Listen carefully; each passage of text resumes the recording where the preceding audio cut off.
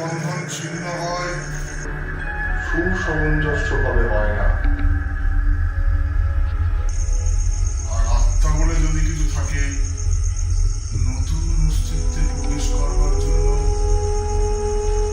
একটা পথ পার হওয়ার প্রয়োজন আছে।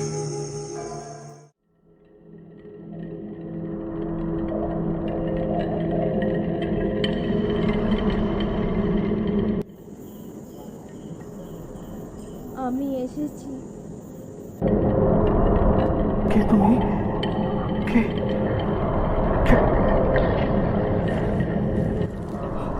আমি তোমাকে দেখতে পাচ্ছি না কেন? আবার ফিরে এসেছি। তুমি আমার কাছে কেন এসেছো? আমার সেই কঙ্কালটা কোথায় আছে, আমি সেটাকেই খুঁজতে এসেছি। আর যখন এসেছি তখন তোমার সঙ্গে বসে আর একবার না হয় মানুষের মতো করে গল্প করি।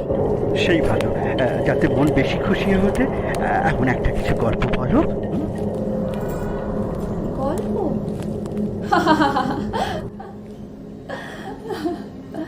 সবচেয়ে মজার কথা শুনতে চাও? তো আমার জীবনের কথা অপমৃত্যু অস্বাভাবিক বলেই তার মধ্যে হয়তো একটা যন্ত্রণা থাকা সম্ভব। যখন আমি মানুষ ছিলাম এবং ছোট ছিলাম, তখন আমি একজনকে জমের মতো ভয় করতাম। সে আমার স্বামী। মাছকে বড়শি দিয়ে ধরলে মাছের ঠিক যেমনটা মনে হতো,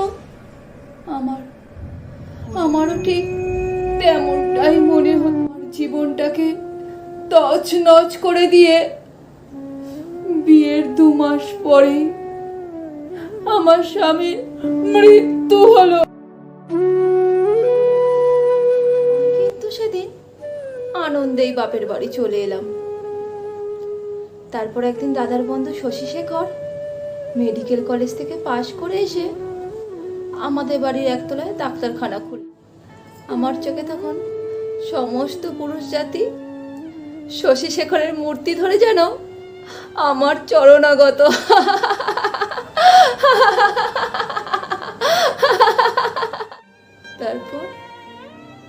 তারপর একদিন শুনলাম শশী শেখরের এই বিয়ে করে সে নাকি 12,000 টাকা পাবে।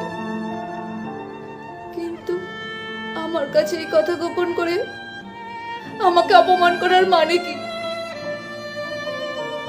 আমি কি তাকে একবারও বলেছিলাম যে এই খবর শুনলে আমি বুক ফেটে মরব? কোনো পুরুষকে বিশ্বাস করার জো নেই, কোনো পুরুষকে বিশ্বাস করার জো নেই। শশী শেখর সেদিন বিয়ে করতে যাবে। আমি সেদিন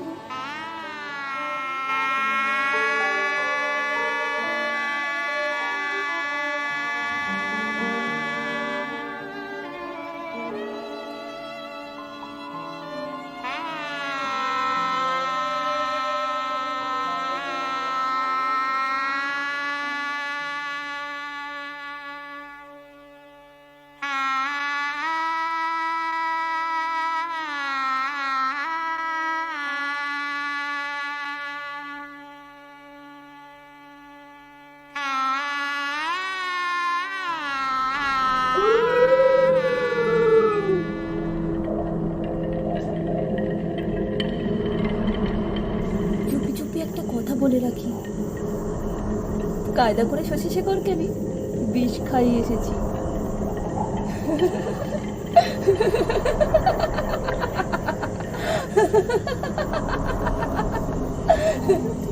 এই যে কোনগুলো খেলে মানুষ মরে, যে ডাক্তারের কাছে শিখেছিলাম।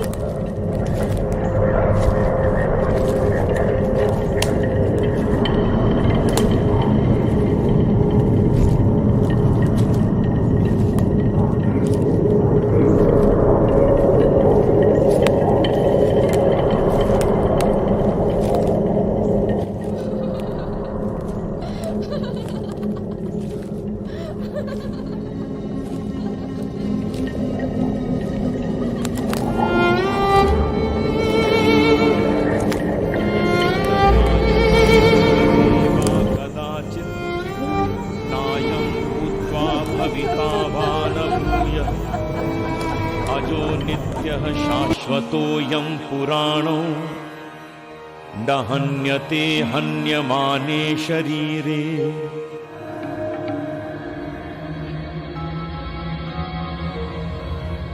কিন্তু হঠাৎ যদি যোগসূত্র ছিন্ন হয়ে যায়, সে ছেদ হয়তো ভালোভাবে হয় না। এক অস্তিত্ব থেকে অন্য অস্তিত্বে প্রবেশ তাই বিলম্বিত, অস্বাভাবিক হয়ে পড়ে।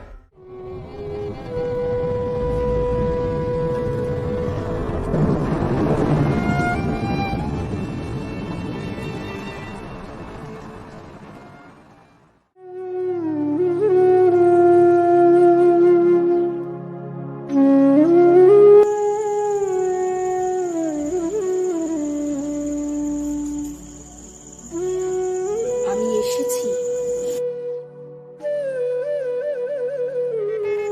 আমি হৈমন্তী।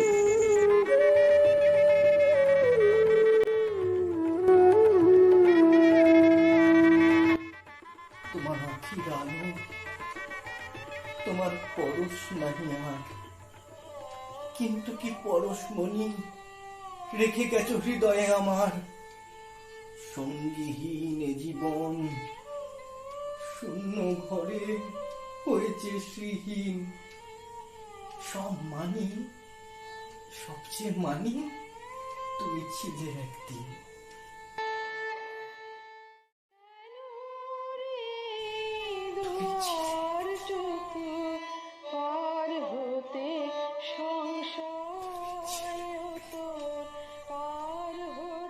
ছিলাম তো শুধু তোমার মুখ চেয়ে। শ্বশুরবাড়ির মানুষদের অবহেলা সহ্য করতে করতে বিবর্ণ ফুলের মতো ঝরে গিয়েছিলাম আমি।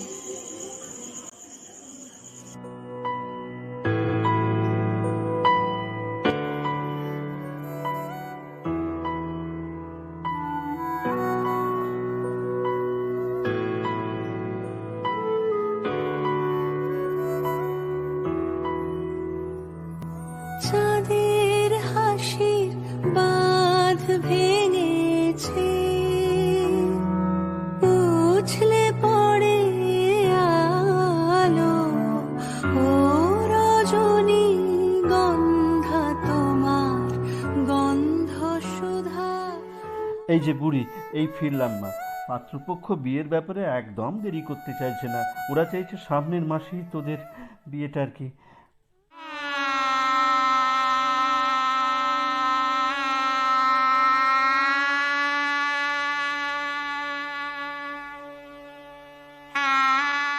এই মামরা মেয়েটাকে আমি 17 বছর ধরে জানি, আর তোমাকে এই কটা দিন মাত্র জানলাম।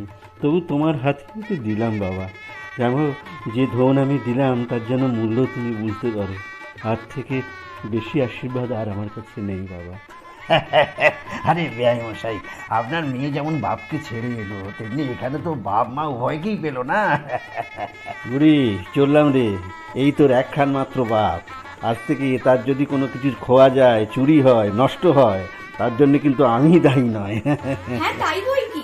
কোথাও যদি একটুও লোকসান হয়, তোমাকেই কিন্তু তার ক্ষতিপূরণ দিতে হবে, এই বলে দিলাম।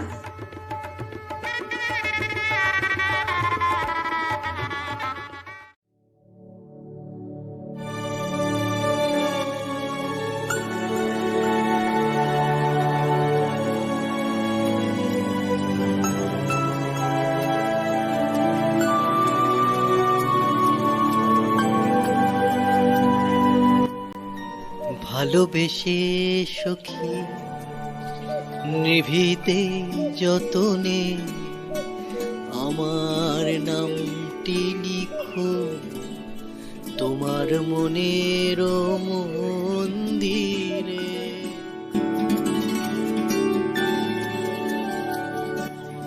আমার পরাণে যে গান বাজিছে, তাহার তালটি শিখো তোমার চরণ মঞ্জিরে।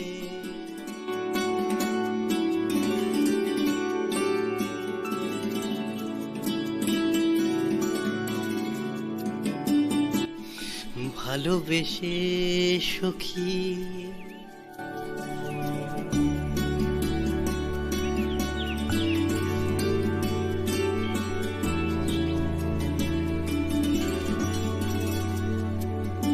বাহ, আজ থেকে তোমার নাম দেবো শিশির।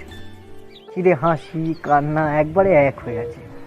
আবার শিশিরে ভোরবেলার কথা সকালবেলা এসেই ফুরিয়ে যায়।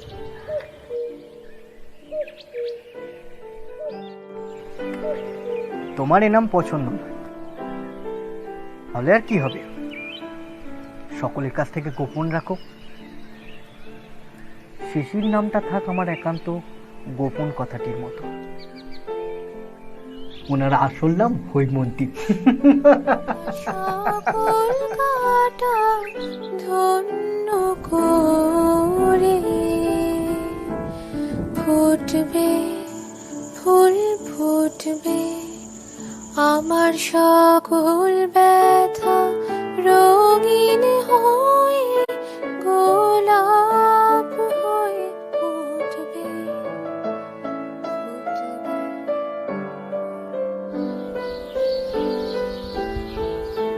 শিশির নামটা থাক আমার একান্ত গোপনে।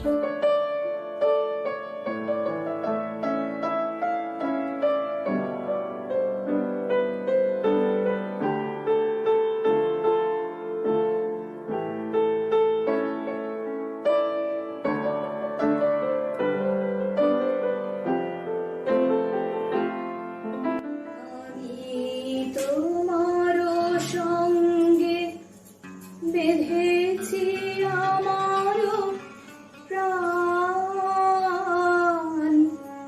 সুরের বাঁধনে তুমি জানো না আমি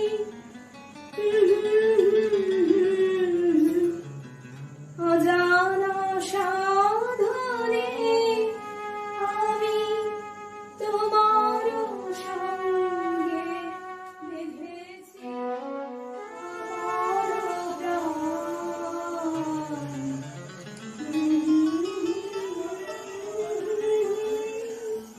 তুমি জানো না আমি তোমারে পেয়েছি অজানা সাধনে।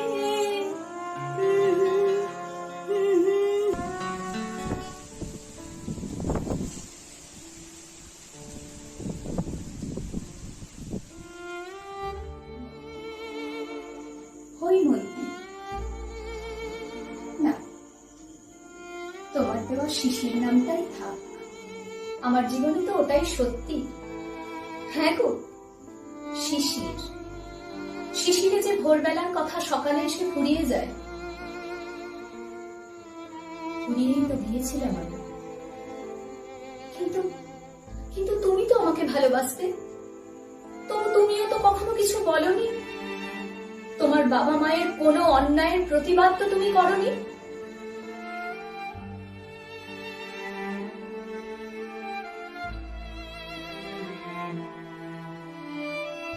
বিয়ের বয়স বাড়ানো নিয়ে জঘন্য রসিকতা করা হয়েছে আমার সঙ্গে। আমার ঋষিতুল্য বাবাকে পদে পদে অপদস্থ করা হয়েছে।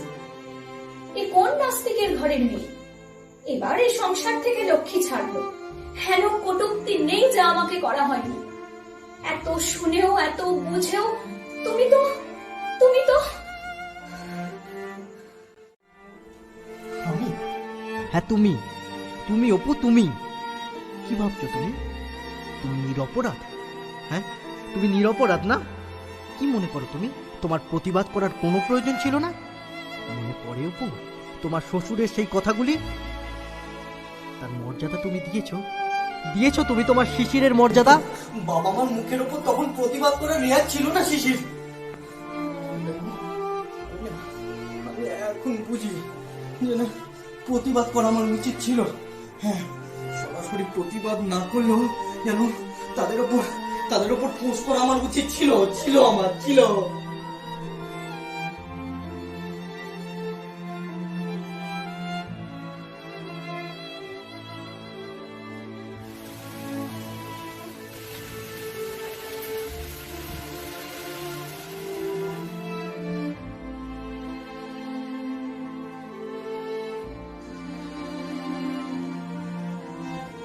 না, আমার খাওয়ার ইচ্ছে নেই আজ। শান্তি শান্তি চেয়েছিলাম আমি।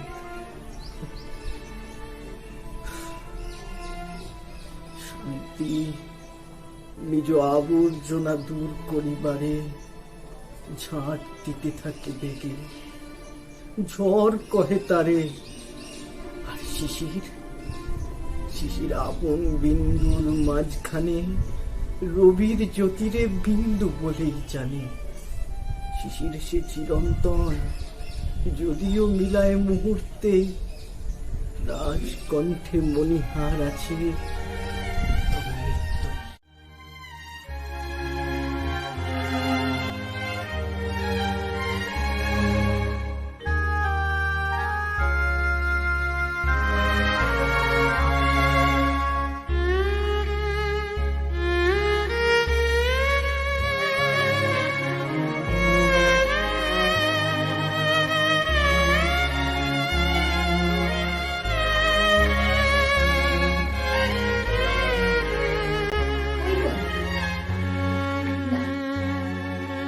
তোমার তোমার শিশির নামটা থাক, আমার জীবনে তো ওটাই সত্যি। হ্যাঁ গো, শিশির। শিশিরে যে ভোরবেলার কথা সকালে এসে ফুরিয়ে যায়, ফুরিয়েই তো গিয়েছিলাম আমি।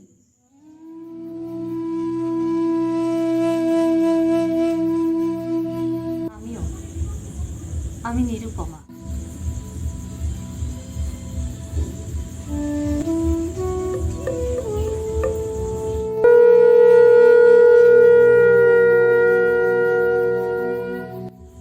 যৌতুকের দাবিতে শ্বশুরবাড়ির অমর্যাদা অবহেলার কারণে নিজের সম্মান বাঁচিয়ে রেখে আমি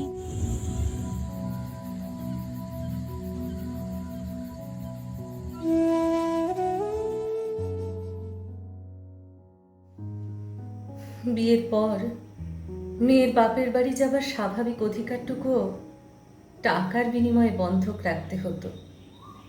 হ্যাঁ, মানছি, আমার অভাবী বাবার বুকের অব্যক্ত বেদনাটুকু ভাগ করে নেওয়ার মতো পাশে কেউ ছিল না। কিন্তু হৈমন্তী, তোমার তো শ্বশুরবাড়ি কোনো ঋণ বাকি রাখেনি। তা সত্ত্বেও তোমার কেন বাপের বাড়ি যাবার মৌলিক অধিকারটুকু থাকে না? কেন? জানি না কেন থাকে না। ওই কালো মেঘ, কালো হরিণ চোখ, ঘোমটা মাথায় ছিল না তার মোটে, মুক্ত বেনি পিঠের পরে লোটে। কালো, তা সে যতই কালো হোক, দেখেছি তার কালো হরিণ চোখ। কৃষ্ণকলি আমি তারে বলি, ঘন মেঘে আধার হলো দেখে, ডাকতে ছিল শ্যামল দুটি গায়। শ্যামা মেয়ে ব্যস্ত ব্যাকুল পদে, কুটির হতে ত্রস্ত এলো তাই।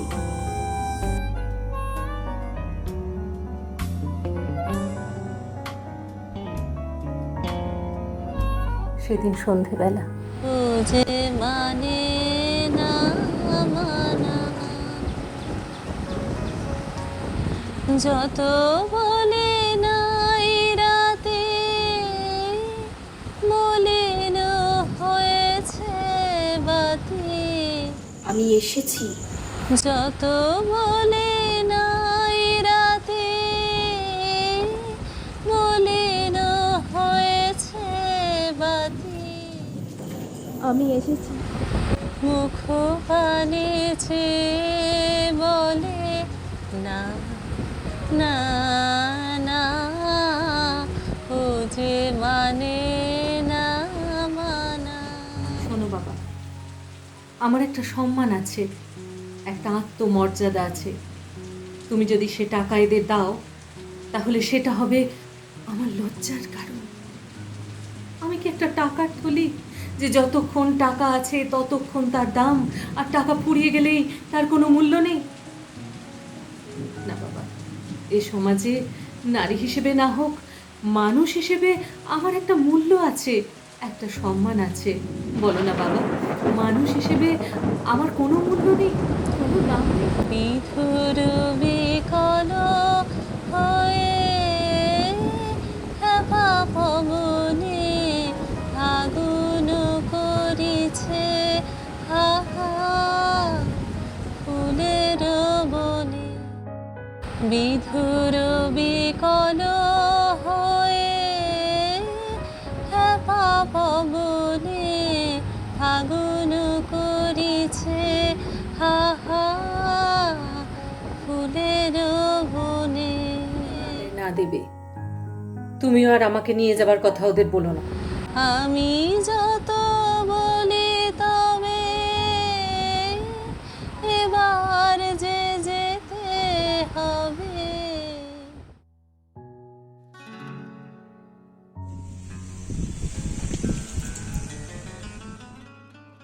তো দেরি করে চিঠি পাঠালে তুমি? প্রিয় আমার ডেপুটি ম্যাজিস্ট্রেট, তুমি লিখেছ, আমি এখানে সমস্ত বন্দোবস্ত করিয়া রাখিয়াছি, অতএব অবিলম্বে আমার স্ত্রীকে পাঠাইবে। এমন সময় আদেশটি পাঠালে যে এখন যখন আমি এখানে খুব ব্যস্ত, যাবার জোটই নেই। না না, তোমার উপর রাগ করে বলছি না। তুমি তো সেই মানুষ যে বরপণের টাকা নিতে না পারা একটা মেয়ের বিয়ে ভেঙে যাচ্ছে দেখে নিজের বাবার মুখের উপর কথা বলবার সাহস রেখেছিলে। তথাকথিত শাস্ত্র শিক্ষা, নীতি শিক্ষা বিসর্জন দেবার অপবাদ মাথায় নিয়ে বিয়ের আসরে বলতে পেরেছিলে, কেনা বেচা দরদাম ওসব আমি বুঝি না, বিয়ে করতে এসেছি, বিয়ে করে যাব, সব মনে রেখেছি।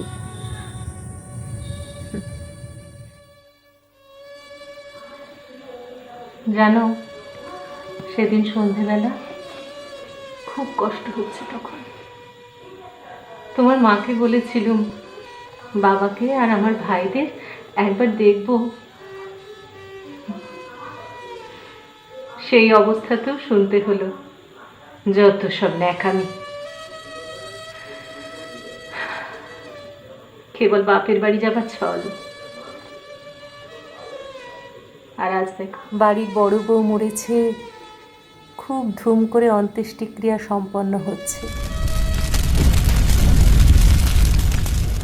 প্রতিমা বিসর্জনের সমারোহ সম্বন্ধে জেলার মধ্যে রায়চৌধুরীদের যেমন লোকবিখ্যাত প্রতিপত্তি আছে,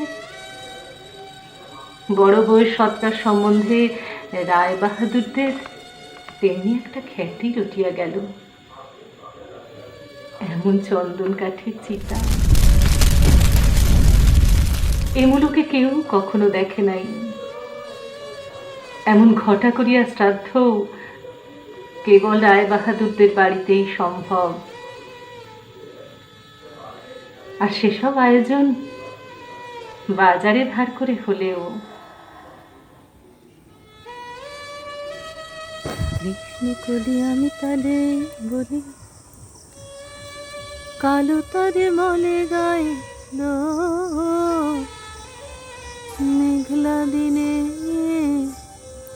দেখেছিলেন মাঠে ওই কালো মেঘ, কালো হরিণ চোখ। যৌতুকের দাবিতে শ্বশুরবাড়ির অমর্যাদা অবহেলার কারণে নিজের সম্মান বাঁচিয়ে রেখে আমি মৃত্যুর স্বাদ নিয়ে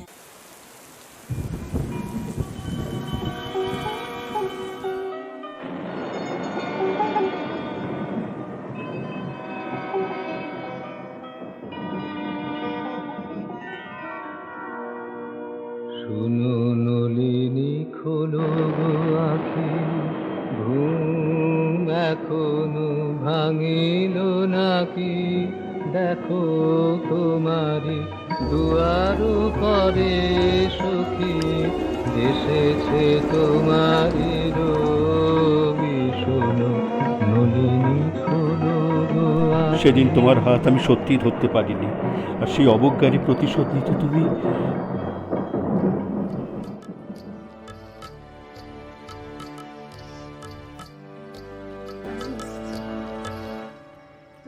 থেকে আবার ফিরে এসেছি।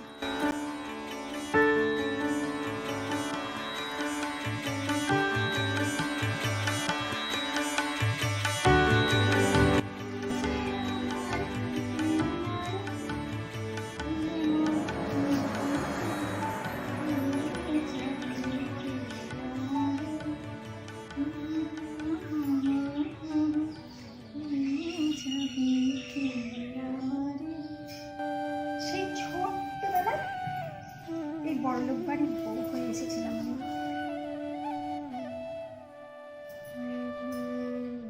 জানো, এই বাড়িতে আমার কোনো কাজ নেই, শুধু নির্জনে নিজের মধ্যে নিজেকে জমা করে শেষটায় নিজেকে নিজের মধ্যে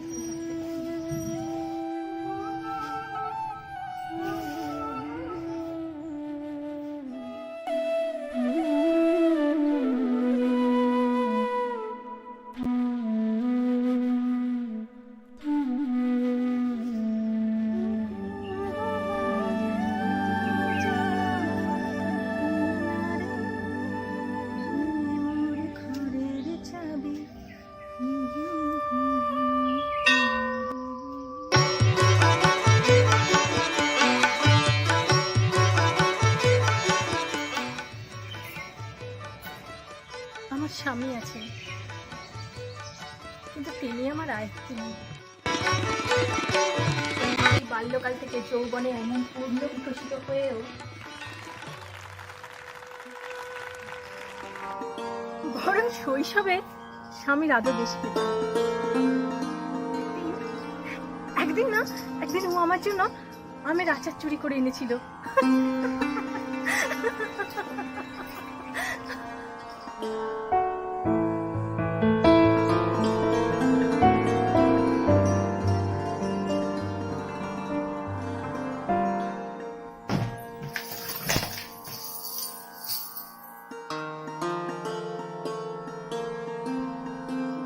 আমার এই জগৎজয়ী আপন অন্তঃপুরের প্রজাহীন রাজ্যে স্বয়ংকক্ষের এই শূন্য সিংহাসনে আমার অধিষ্ঠান। ও বলতে ভুলেছি, আমার সর্বক্ষণের সঙ্গী এক সুরসিকা দাসী আছে, তার নাম সুধ। সে ছড়া কাটে, নাচে, গান গায়। দশখত দিলাম লিখে শ্রীচরণে, সকলে সাক্ষী থাকো বৃন্দাবনে।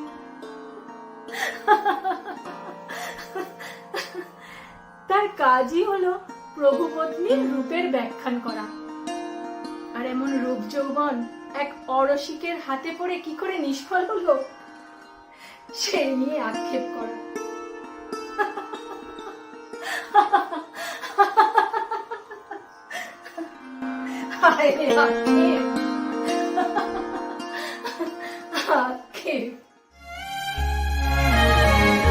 আমার স্বামী যাকে দশখত দিয়েছে তার নাম লবঙ্গ। থিয়েটারে অভিনয় করে, মঞ্চের উপর চমৎকার মূর্ছা যেতে পারে। সে যে চমৎকার আর কি কি করতে পারে সবকিছুই শুনেছি আমার স্বামীর মুখে। সহ্য হতো না। ওই নারীর কি এমন মনোরঞ্জনী ক্ষমতা আছে যা আমার নেই? হয়ে বহুবার আমি থিয়েটার দেওয়ার জন্য অনুরোধ করেছি, অনুমতি পাইনি। একদিন সুধোকে নিয়ে চুপি চুপি চলে গেলাম দেখতে থিয়েটার।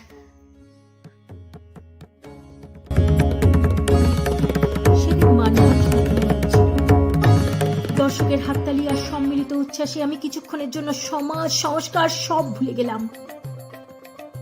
মনে হলো এই তো সেই জায়গা যেখানে বন্ধন মুক্ত সৌন্দর্যপূর্ণ স্বাধীনতার কোনো বাধা নেই। তখন অন্য এক উন্মাদনায় অস্থির আমি, বিভোর আমি। শুধু মাঝে মাঝে এসে ভীতস্বরে কানে কানে বলে চলে, বউ ঠাকুরন এই বেলা বাড়ি ফিরে চলো, দাদাবাবু জানতে পারলে আর রক্ষে থাকবে না।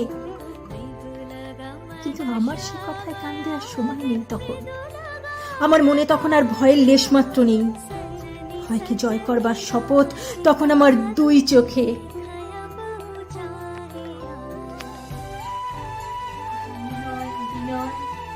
কাঁদাকাঁদি সাদাসাদি কিছুতেই আর কিছু পাই না। তখন রাধার গরবে বুক আমার ফুলে উঠেছে। কৃষ্ণের এই লাঞ্ছনায় তখন আমি মনে মনে রাধা হয়ে নিজের অসীম ক্ষমতা অনুভব করছি। কেউ তো আমাকে এমন করে সাধেনি, কেউ তো ছুটে এসে বলেনি। শুনে দেখি অভিমানিনী রাধার মান ভঞ্জন করে বলি, মুছো আঁখি জল মানিনি আমি বংশীধারী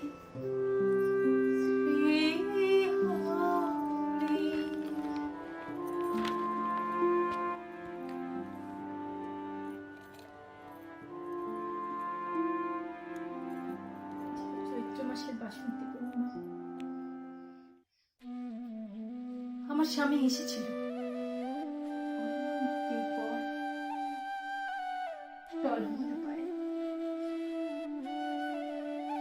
আমার কাছে দেরাজের চাবি চেয়েছিল, আমি দিইনি। তখন ও আমাকে মেঝেতে ফেলে চেপে ধরলো। আমার গলা থেকে চুনি মুক্তর হার, হাত থেকে বাজুবন্ধ, আঙুল থেকে হীরের আংটি ছিনিয়ে নিয়ে আমাকে লাথি মেরে চলে গেল।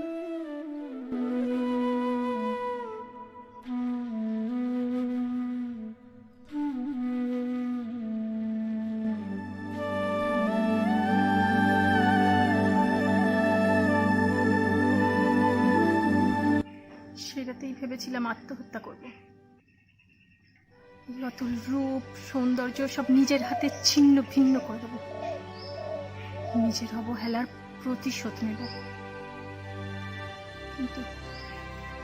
কিন্তু ঠিক তখনই মনে পড়ল, তাই বা করবো কেন? তাতে কারোর কিচ্ছু আসবে যাবে না।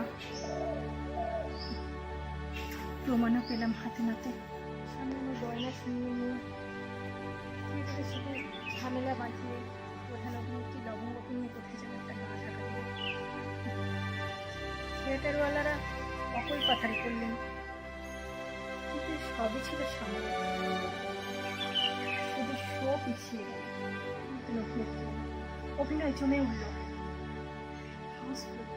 শত শত লোক টিকিট না পেয়ে ফিরে যাচ্ছে। কাগজে অভিনেত্রীর প্রশংসার সীমা নেই।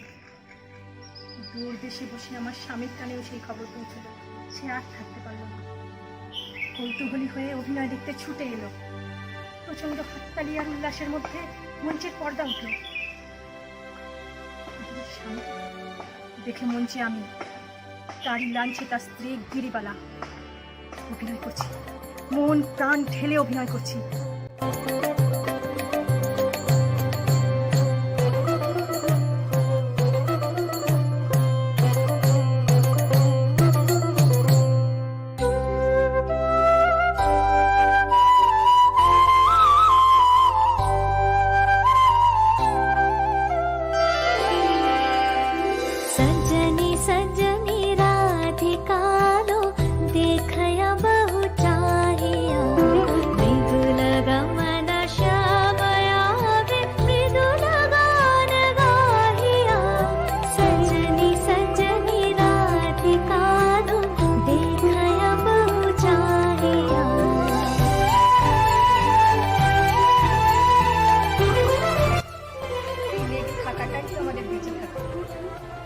সেদিনও যা, আজও তাই।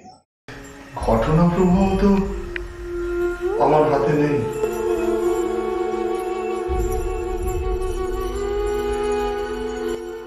কিন্তু আমি তো আমার হাতেই আছি।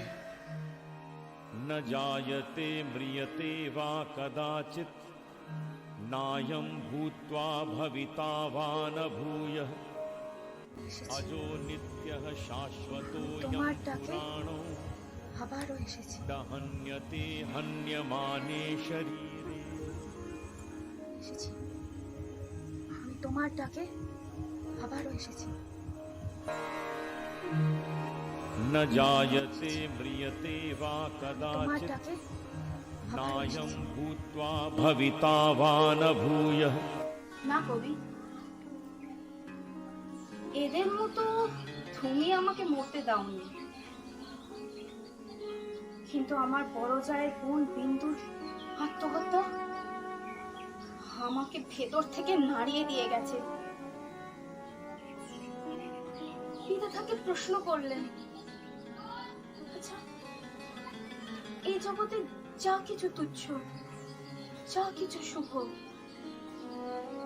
সবকিছু এত কঠিন হয় কেন? কেন হয়?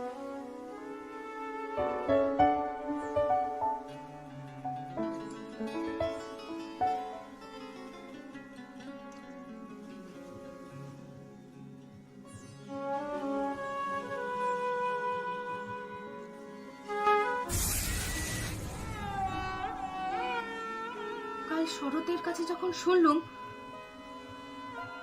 সে কাল রাতে কাপড়ে আগুন ধরিয়ে আত্মহত্যা করেছে, তখন মনে হলো যাক, শান্তি হয়েছে।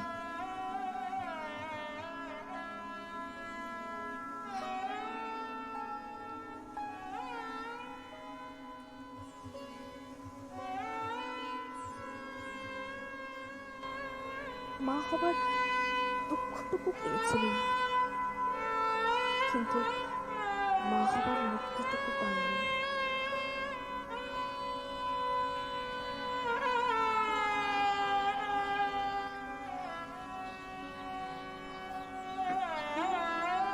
তোমার এই বিশ্ব জগৎ 6 ঋতুর সুধামাত্র হাতে ধরে যতই আমাকে ডাক দিন না কেন, এই অন্দর মহলের এইটুকু চৌকাঠ আমি পেরোতে পারিনি কেন? কেন পেরোতে পারিনি? কেন এই গলির মধ্যেকার চারিদিকে প্রাচীর তোলা নিরানন্দের অতি সামান্য বুদবুদটা এমন ভয়ঙ্কর বাধা কেন? সত্যি তো, এমন এমন ভয়ঙ্কর বাধা কেন? কেন কেন এত বাধা?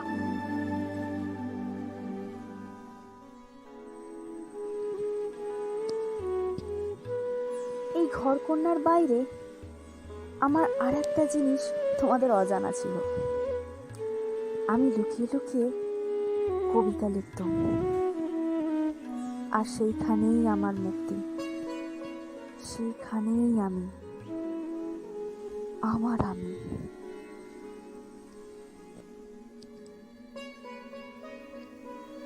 তোমাদের অভ্যাসের অন্ধকারে আমাকে ঢেকে রেখে দিয়েছিল। ক্ষণকালের জন্য বিন্দু এসে নিজেই মৃত্যু দিয়ে আমার এই আবরণখানা ছিন্ন করে দিয়ে গেল। এইবার মরেছে নিজেকে, এইবার মরেছে।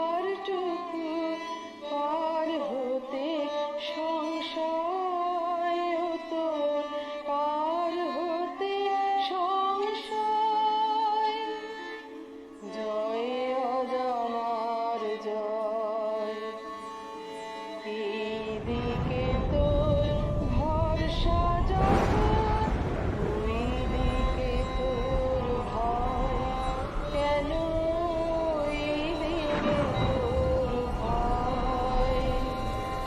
জয় অজানার জয়, কেন রে দুয়ারটুকু পার হতে সংশয় হতো, পার হতে সংশয়।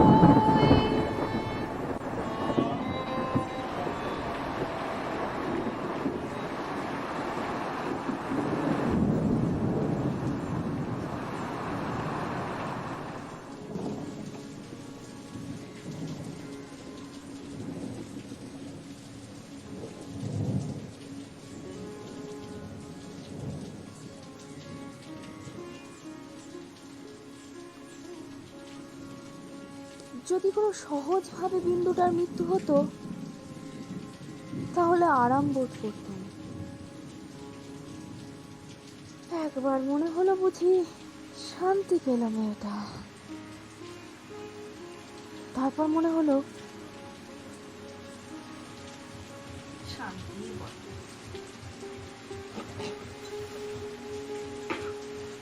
আর দেশু লোক চটে উঠলো, বলতে লাগলো মেয়েদের কাপড়ে আগুন দিয়ে মরাটা নাকি আজকালকার ফ্যাশন হয়েছে। আবার কেউ কেউ তো ওটাও বললো নাটক।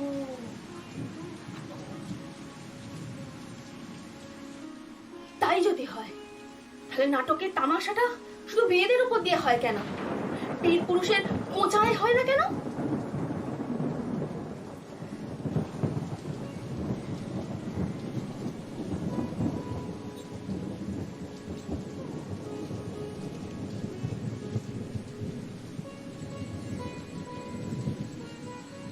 ও জোনাকি, কি সুখে ওই ডানা দুটি মেলেছ, আধার সাজে বনের মাঝে উল্লাসে প্রাণ ঢেলেছ। তুমি নাও তো সূর্য, নাও তো চন্দ্র, তোমার তাই বলে কি কম আনন্দ? তুমি আপন জীবন পূর্ণ করে আপন আলো জ্বেলেছ। ও জোনাকি, কি সুখে ওই ডানা দুটি মেলেছ, আধার সাজে বনের মাঝে উল্লাসে প্রাণ ঢেলেছ। ও জোনাকি, কি সুখে ওই ডানা দুটি মেলেছ। তুমি নাও তো সূর্য, নাও তো চন্দ্র, তোমার তাই বলে কি কম আনন্দ?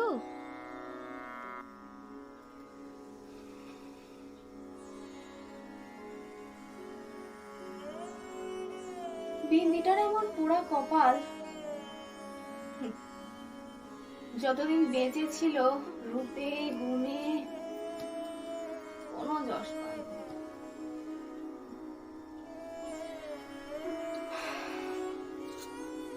যখন চলে গেল, নিজের পক্ষে অন্যভাবে তো মরতে পারতিস, কোনো নতুন ধরনের। নিজের পক্ষে সমাজের পুরুষেরা যাতে হাত তালে টুকু দিতে পারে।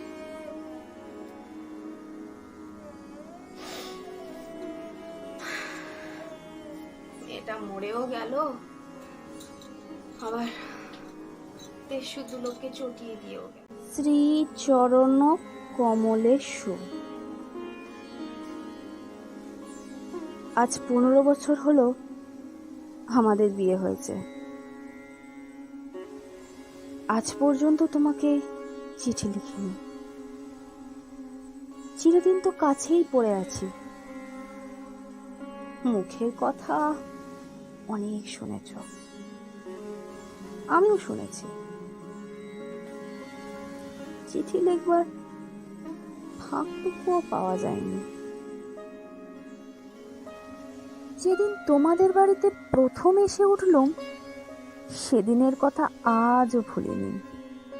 আমার খুঁতগুলোকে সবিস্তারে খতিয়ে দেখে গিন্নির দল সকলে স্বীকার করলে যে মোটের ওপর আমি সুন্দরী বটে। তবে আমার যে রূপ আছে সে কথা ভুলতে তোমার বেশি দিন সময় লাগেনি, কিন্তু আমার যে বুদ্ধি আছে সেটা তোমাদের পদে পদে স্মরণ করতে হয়েছে।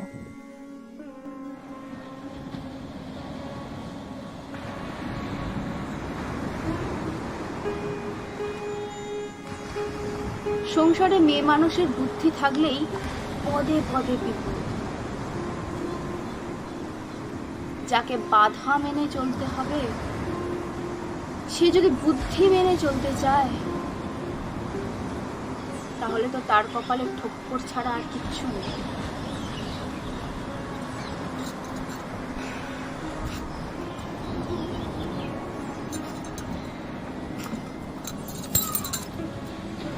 তাদের বলিকে আর আমি ভয় করিনি। আমার সম্মুখে আজ নীল সমুদ্র, আর মাথার উপরে আষাঢ়ের মেঘপুঞ্জ।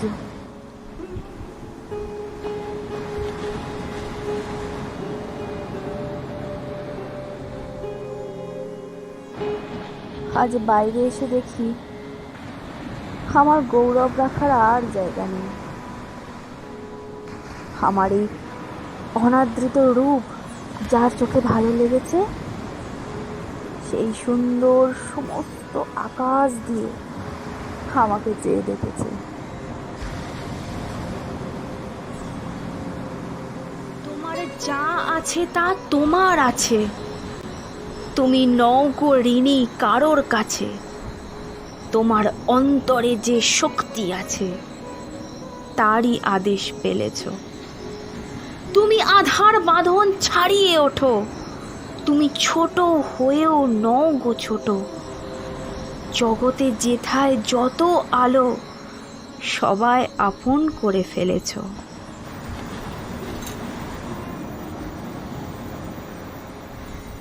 তুমি কি ভাবছো আমি মরতে যাচ্ছি?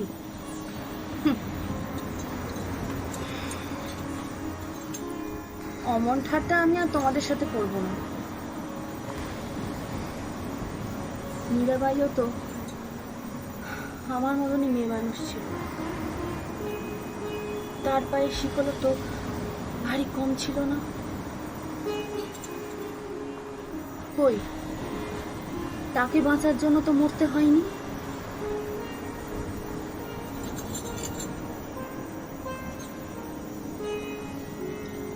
মীরাবাই তার গানে বলেছিল, ছাড়ুক মা, ছাড়ুক বাপ, ছাড়ুক যে যেখানে থাক, মীরা কিন্তু লেগেই আছে প্রভু।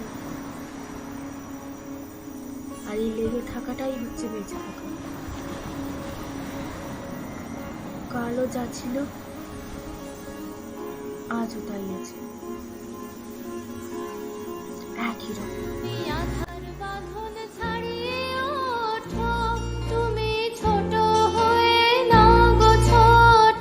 জগতে যেথায় যত আলো সবাই আপন করে ফেলেছ। বোঝো নাকি কি সুখে ওই ডানা দুটি মেলেছ। আমিও বাঁচবো, আমি বাঁচলুম তোমাদের চরণ তলাশ্রয় ছিন্ন মৃণাল।